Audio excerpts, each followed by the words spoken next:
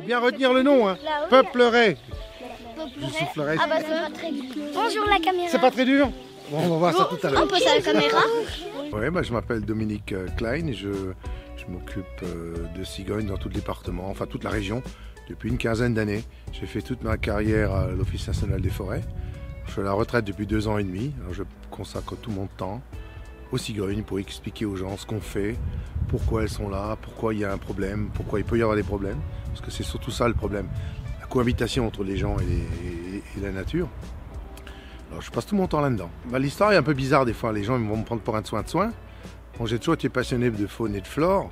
Un jour j'étais caché dans un champ de maïs là, au mois de septembre, en train de faire la lecture de bague de cigogne. Donc je suis planqué dans le champ de maïs avec un filet de camouflage, l'appareil photo, la longue vue, et je faisais la lecture de bague.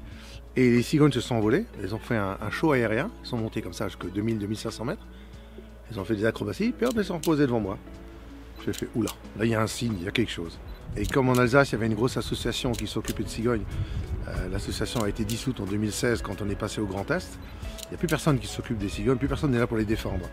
Alors j'ai dit, bah tiens, je prends mon bâton de pèlerin et c'est parti.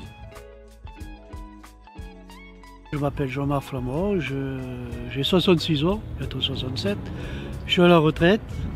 J'ai commencé à m'intéresser à prendre des cigognes en photo depuis 2014.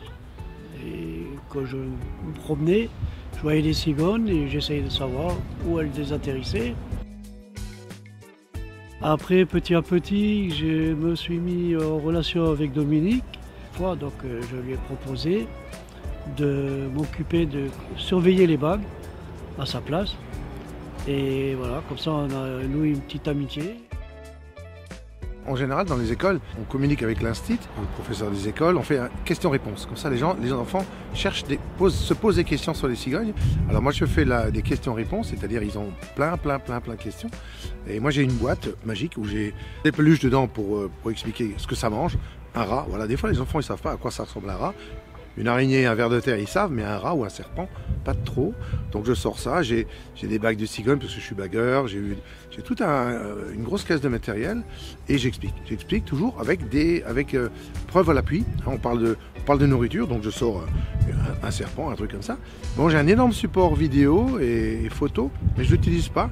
Je préfère que les enfants participent à ce questionnement. Et ils posent des questions, se grattent un peu la tête, dit tiens, parce que si on passe une vidéo, ils sont un peu passagers clandestins.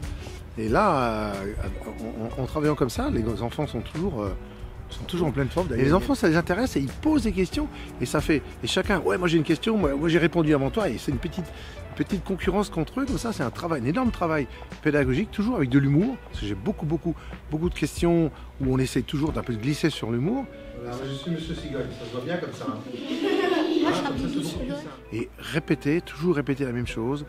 On part sur la cigogne, sur l'oiseau, mais on peut parler ensuite de migration, donc on va présenter les pays. On parle du changement climatique, parce que les cigognes sont énormément impactées par le changement climatique. On peut parler de tout, juste en parlant d'un oiseau là, qui habite à Thionville ou à Garches. On peut parler du Maghreb, parce qu'elles vont souvent au Maghreb. On peut parler de tout, mais c'est vraiment génial.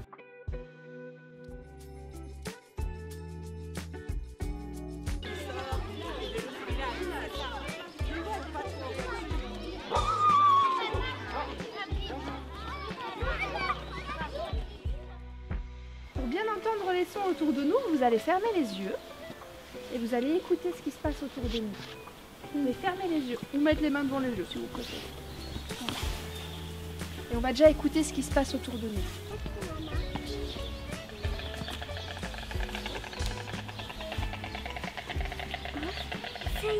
Avec des jumelles pour voir un petit peu comment c'est fait. Et puis voir aussi les cigognes qui sont les plus loin. Si vous avez les jumelles devant les yeux, on marche pas en même temps. Parce que sinon on pourrait tomber. Donc si vous voulez... Non, on ne se fera pas manger par les cigognes.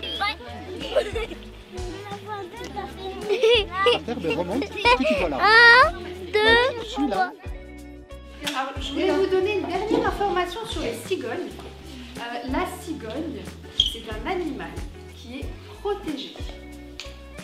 En fait, ça veut dire que la cigogne, il n'a pas le droit d'attaquer les cigognes, on n'a pas le droit de capturer les cigognes, on n'a pas le droit de tuer les cigognes et on n'a pas le droit de détruire leur nid.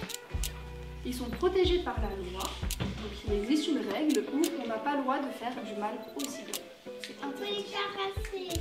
Alors même les caresser, normalement on ne peut pas. Déjà elles ne se laisseront pas approcher les cigognes, parce que là elles étaient à côté de nous, mais on ne peut pas s'approcher plus près, elles s'en iraient déjà, elles ont peur de nous.